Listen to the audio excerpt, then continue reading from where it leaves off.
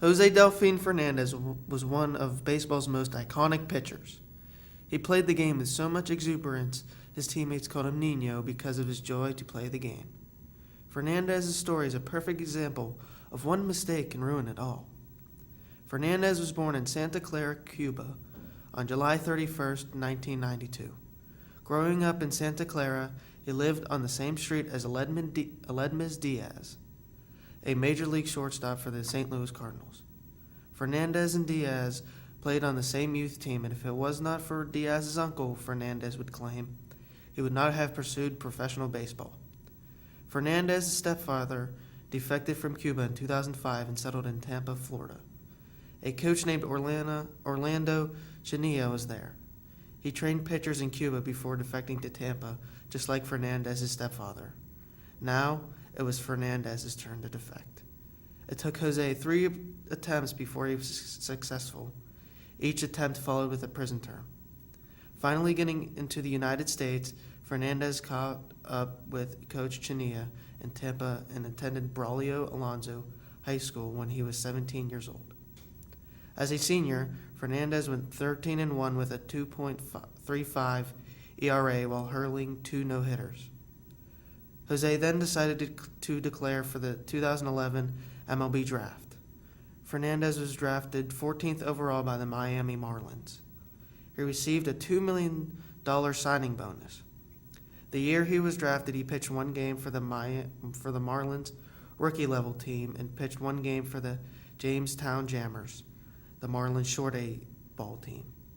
At the start of the 2012 season, Fernandez was pitching for the Marlins single-A team, the Greensboro Grasshoppers. Fernandez pitched in 14 games for them and went 7-0 with a 1.59 ERA. He nearly had 100 strikeouts but had 99 and 79 innings pitched, still a very good ratio between strikeouts and innings pitched. Later that year, Fernandez was selected to the 2012 All-Star Futures game in Kansas City. Fernandez pitched 1 inning and allowed a hit, but struck out 2. The effort from Fernandez was for naught as the World Futures team lost to the USA Futures team 17-5. With Fernandez's great pitching, the Marlins promoted him to the Jupiter Hammerheads, the Class A advanced affiliate. Fernandez pitched in 11 games and went 7-1 with a 1.98 ERA. So between Greensboro and Jupiter, he went a combined 14-1 in 25 games and racked up a 1.75 ERA with 158 strikeouts and 134 innings. Prior to the 2013 season, Baseball America ranked Fernandez the Marlins' best prospect and the 5th best overall in the majors. The Marlins invited him to spring training but sent him to minor league camp before the season began. Lucky for Fernandez, 2 injuries to Nathan Eovaldi and Henderson Alvarez led to the Marlins adding him to their opening day roster. His MLB debut came on April 7, 2013 against the New York Mets. Fernandez went 5 strong innings, allowed 1 run on 3 hits while striking out 8 batters. His second start against the Phillies was even better. He pitched 6 innings and allowed only 2 hits and 0 runs. A few starts later against the Tampa Bay Rays, Fernandez had a bit of a rough outing. He allowed 7 runs and couldn't get past the 4th inning. After the outing, Joe Madden, the Rays manager, tweeted this: "Jose Fernandez might be the best young pitcher I've ever seen. At that age, I believe he will go far." And he did. Fernandez was selected to the 2013 MLB All-Star Game at Citi Field, the home of the New York Mets. Fernandez pitched a perfect 6th inning in which he struck out Dustin Pedroia, got baseball's arguably the best hitter Miguel Cabrera to pop up for a flyout, and got home run crushing Chris Davis to strike out. Fernandez's July performance netted him Rookie of the Month for July. Fernandez kept his flow moving as he also won Rookie of the Month for August. Fernandez finished his rookie season with a record of 12-6. He compiled an ERA of 2.19 and had 187 strikeouts in 173 innings. Fernandez pitched so well that he was awarded Rookie of the Year in the MLB and the NL and finished 3rd in the Cy Young Award, the award that goes to the best pitcher. To start the 2014 season, Fernandez began as the Marlins ace. He was their opening day starter. He went 6 innings, allowed only 1 run, and struck out 9. He was the youngest starting pitcher to start on opening day since the Mets' Dwight Gooden in 1986. Later that year, on May 12th, Fernandez was placed on the 15-day disabled list because of a right elbow strain. That would end the season. An MRI revealed that Fernandez had a torn ulnar collateral ligament. He underwent Tommy John surgery, and this was the start for a long recovery. The 2015 season was an injury-riddled season for Fernandez.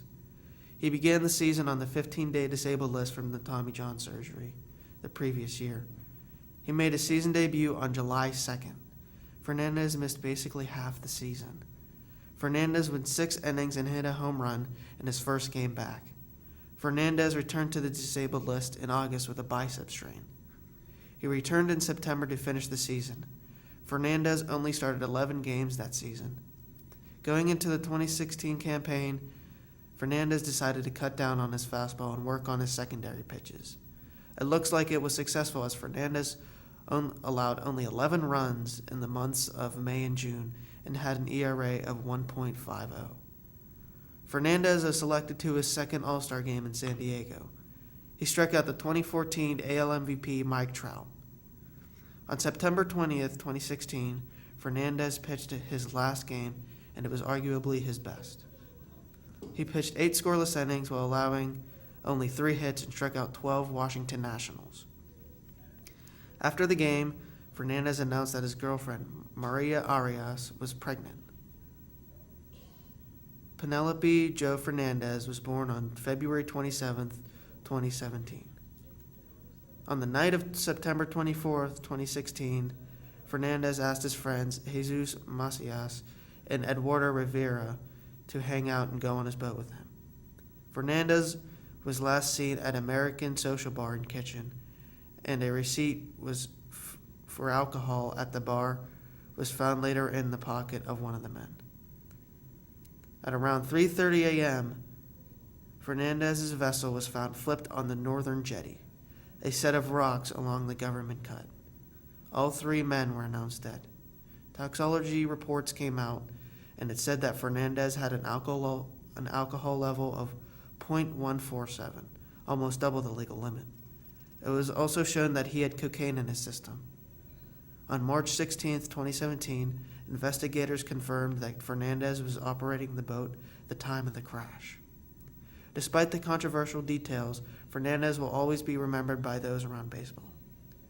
The Miami Marlins canceled the game on Sunday after the crash. Teams hung a jersey with Fernandez's name in their dugout. The Marlins resumed their season on Monday and paid tribute by having his number on the back of the pitching mound. Players also wore a jersey with his name and number.